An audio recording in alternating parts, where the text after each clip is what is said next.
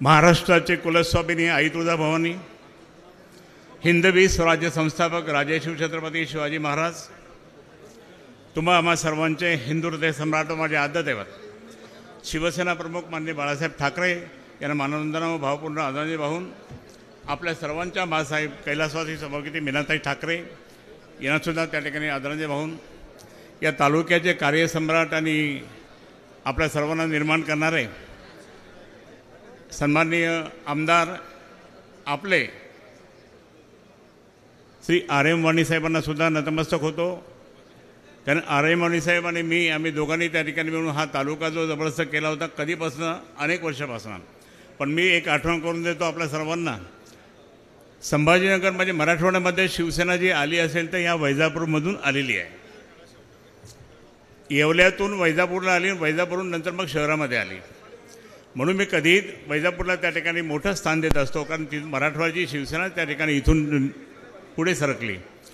आज या ठिकाणी तुम्हाला सर्वांना माहीत आहे, माझे इथे माझे मित्र आमदार सहकार, त्या सहकार्याने सांगितलं जबरदस्तपणे 50 कोटी रुपये ते घेऊन आले होते, पण त्याने गद्दारी नाही केली। इथे ज्यांना वाणी साहेबांनी आम्ही सर्वांनी मिळून त्यांना तिकीट दिलं, निवडून आणलं, उद्धव साहेबांनी गंध लावला आणि ते गद्दार झाले। मला आठवतं ज्यावेळी निवडून आल्यानंतर वाणी साहेबांकडे ही व्यक्ती गेली होती पाया पाडायला, त्या दिवशी नाही गेली, दुसऱ्या दिवशी गेली। वाणी साहेबांनी सांगितलं, काकूंना सांगितलं की हा टिकणार नाही आपल्याकडे। वाणी साहेबांचं काय दूरदृष्टी होती पहा, हे टिकणार नाही असं सांगितलं बरोबर। त्या ठिकाणी आई म्हटल्या नाही तर टिकेन नाही नाही पहा तुम्ही, आणि तसंच झालं। माझ्या मागे लागून एकनाथ शिंदेची ओळख करून घेतली, माझ्या मागे लागून त्या ठिकाणी जे काही आता कामं चालले होते कामासाठी त्यांनी माझ्याकडनं सांगितलं, मग मी त्या अधिकाऱ्यांना सांगितलं आणि सुरुवात झाली त्यावेळेस काही नाही। पण आज मला या ठिकाणी सांगितलं की उद्धव साहेब त्यावेळेला मुख्यमंत्री झालेले, हे काय यांना आवडलं नाही। ज्या उद्धव साहेबांनी यांना तिकीट दिलं, निवडून आणलं, प्रचाराला आले होते इथे, आम्ही होतो इथे, पण असे गद्दार माणसं आपल्याला नाही पाहिजे। आणि म्हणून मी या ठिकाणी इतका जनसमुदाय, इतका मोठा जनसमुदायाला मी विचारू इच्छितो, आपल्याला एक गद्दारांना गाडायचं की नाही? अरे बोला ना, मग गप नाही बसायचं, ताकद लावायची, ताकद, आणि ताकद लावून त्या गद्दारांना पाडलं पाहिजे। ठीक आहे, लोकसभेत काही झाले असेल मी विसरून जातो, तिथे तो गद्दार निवडून आला, पालकमंत्री म्हणून त्यांनी काम केलं, किती लोकांना त्या ठिकाणी चिठ्ठ्या दिल्या, पत्र दिलं, कामं झाले ते अजिबात झाले नाही, काही झाले नाही। आता ते पैसे मागायला तर लाईनला लागते, कारण मला माहिती आहे खासदारकीमध्ये काय पैसे मिळत नाही, तरी सोडत नव्हता तो पालकमंत्रीपद। आणि आता काय झालं की आता पालकमंत्रीपद सोडून दिलं, कारण त्यांच्याच पक्षातले लोक म्हटले, आणि आता मात्र त्या ठिकाणी आता परेशान आहे, कारण तिथं काहीच नाही आहे, पालकमंत्री म्हणून सगळा अधिकार असतो। पण आज या ठिकाणी मला सांगायचं, ही सगळे गद्दार म्हणतं, 5 जण त्या ठिकाणी गद्दार झाले, इथे 6 जण त्या ठिकाणी निवडून आले आपल्या जिल्ह्यामध्ये।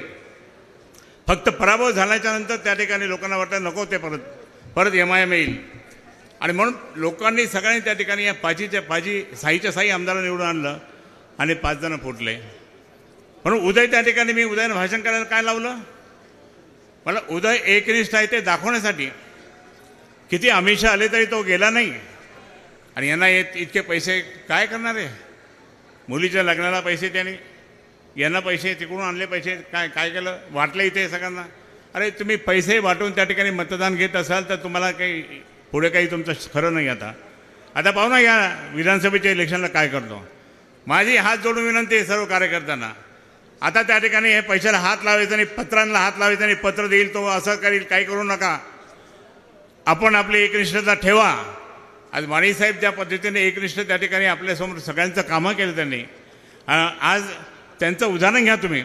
आणि म्हणून मी या ठिकाणी सांगेल की तुम्हाला सर्वांना त्या ठिकाणी मी विनंती करतो हात जोडून की आता बस झालं, हे गद्दारांना त्या ठिकाणी आपण क्षमा करायचं नाही। तुम्हाला एक उदाहरण सांगतो, छत्रपती शिवाजी महाराजांनासुद्धा गद्दारी आवडत नव्हती।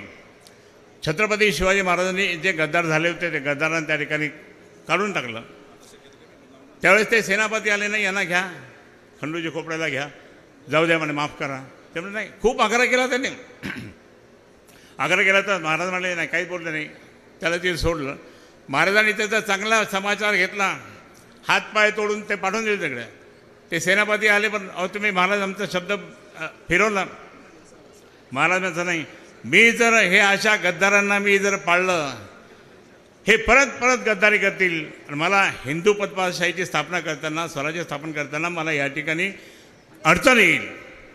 आणि म्हणून कोणत्याही परिस्थितीत अशा गद्दारांना, ठीक आहे, माननीय उद्धवसाहेब आज इतके कष्ट कर, अरे आज शिवसेना प्रमुख माननीय बाळासाहेब ठाकरेंनी काही जातपात विचारले नाही ना, वाणीसाहेबांचे नाही, माझे नाही, कोणाचे नाही, सर्वांना घेऊन चालले. 18 लोकांना छत्रपती शिवाजी महाराज जसे घ्यायचे तसे ते पण घेऊन गेले. पण साहेबांनी आम्हाला इतकं मोठं केलं, पण एकनिष्ठ काम करा, प्रामाणिकपणे काम करा, जनतेची सेवा करा हे सांगितलं. तुम्हाला सांगतो की अशा माणसांनी आम्हाला इतकं मोठं केलं आणि आज आम्ही त्यांच्या सुपुत्राला बाजूला करतोय. यांना कळलं नाही, एकनाथ शिंदेला कळलं नाही. काल संजय राऊत साहेब बोलले, बरोबर ते, मी पण बोललो होतो, माझ्यावर खटला दाखल करणार होते. मी जर म्हटलं आनंद दिघे इथं असते, दिघे साहेब असते, तर दिघे साहेबांनी याला उलटं टांगलं असतं, कारण ही जी भाषा बदनामी केली म्हणून आणि असे गद्दारी केली म्हणून, तर ते लगेच माझ्यावर यांना अटक करा, यांना अटक करा. ते होऊ शकलं नाही, कारण मी जर तर ती भाषा केली होती. आज संजय राऊत साहेबांनी सुद्धा तीच भाषा केली. ही जर समजा यांनी असं केलं तर आनंद दिघेने काय केलं असतं. पण म्हणून या ठिकाणी मला सांगायचं मग सर्वांना, तुम्ही सर्व शिवसैनिक, आता पुढे आपल्या जिल्हा परिषद, पंचायत समिती, नगरपालिकेच्या निवडणुका, तुमच्या निवडणुका आहे. आता आपल्याला इथून आता प्रामाणिकपणे त्या ठिकाणी आपला उमेदवार, जो कोणी आपला उमेदवार देतील, साहेब ज्याला मान्यता देतील त्या माणसाला. आता या ठिकाणी दिनेशला मी किती वेळ सांगितलं, डॉक्टरला येतो येतो येतो येतो येतो. आजचा हा मौका किती चांगला होता, आज यायला पाहिजे होतं ना. पण ते आमच्या जावेदने खूप काही बोलत बसला. म्हणलं आता ही काही भाषा इथं नको होतं, बोलायला नको. पण प्रत्यक्षात त्या ठिकाणी हा मौका सोडायचा नसतो. राजकारणामध्ये हा मौका कधी सोडायचा नसतो आणि म्हणून त्यांनी सोडलं. ठीक आहे, ते येतील, नंतर येतील, बोलतील, काय माहीत नाही. हे बरेच जण आले, त्यांची व्यवस्था पण केली, शहरातले कार्यकर्ते पण आणले, सगळं बरं. पण जर हा मौका इतका मोठा मौका आहे, आज प्रचारालाच लागले असते ना, सुरुवात झाली असते. तो गद्दार त्या ठिकाणी, त्यांनी गद्दाराने मुख्यमंत्र्यांना सांगितलं, मुख्यमंत्र्यांनी त्या अमित शहा त्या लोकांना सांगितलं. म्हणे अमित शहा काही बोलत, डायरेक्ट बोलत नाही, अमित शहा वगैरे त्यांना सांगून त्या लोकांना सांगितलं, जा तुम्ही त्याला धमकी द्या, त्याला असं करा. हे आत्ता जे जितके गेले तेही असेच गेले, धमक्या सहन करून त्या ठिकाणी गेले. पण मला या ठिकाणी तुम्हा सर्वांना सांगायचं, आपण प्रामाणिक आहोत, आपण गंगागिरी महाराजांचे शिष्य आहोत, आपण त्या ठिकाणी परमपूज्य नारायणगिरी महाराजांचे शिष्य आहोत. त्यांचं उदाहरण जर घेतलं तर वाणीसाहेबांनी जे आम्ही जे काही इथं सुजलाम सुफलाम केलं, ते सुजलाम सुफलाम केलं, किती आपण प्रगती केली. पण अशा माणसांनी त्या ठिकाणी रस्त्यामधून पैसे खाणं, याच्यातून पैसे खाणं, त्याच्यातून पैसे खाणं. म्हणून मला या ठिकाणी तुम्हाला सर्वांना फक्त मी हात जोडून विनंती करण्यासाठी, लोकांना काय साहेब आल्यानंतर काय आम्हाला बोलता येत नाही, आम्हाला पैठणला जायचं परत. म्हणून मी या ठिकाणी फक्त हात जोडून विनंती करण्यासाठी आपल्याला आलो की आपण कोणत्याही परिस्थितीत माननीय उद्धवजी ठाकरे साहेबांचा, माननीय आदित्य ठाकरे साहेबांचा या ठिकाणी जो भाषण करतात, जे बोलतात, त्यांना किती त्रास आहे, मग आपल्या घरच्या माणसांना त्रास आहे. आज त्यांनी इतकं कसं सहन केलं, उद्धव साहेबांनी इतके लोक गेल्यानंतरसुद्धा. म्हणून त्या व्यक्तीने जे आपल्याला करोनामधून त्यांनी वाचवलं, आपल्याला ज्यावेळेस मुख्यमंत्री म्हणून त्यांनी काम केलं, इतकं चांगलं काम केलं, ते काम आज लोक नावं घेतात. म्हणून या ठिकाणी महाविकास आघाडी बनवली त्यांनी आणि महाविकास आघाडीच्या माध्यमातून का होत नाही. पण हा बालेकिल्ला आपला शिवसेनेचा आहे. वैजापूर ही शिवसेनेची जागा आहे, ही कोणाची जागा नाही आहे. आणि म्हणून मी या ठिकाणी तुम्हाला सांगतो की हात जोडून विनंती करतो की तुम्ही सर्वांनी कामाला लागा आणि आपला उमेदवार जो माननीय उद्धवजी देतील त्यांचं प्रचंड मतांनी निवडून आणायचं. तुम्हाला सर्वांना शुभेच्छा. जय हिंद, जय महाराष्ट्र. एबीपी माझा, उघडा डोळे बघा नीट.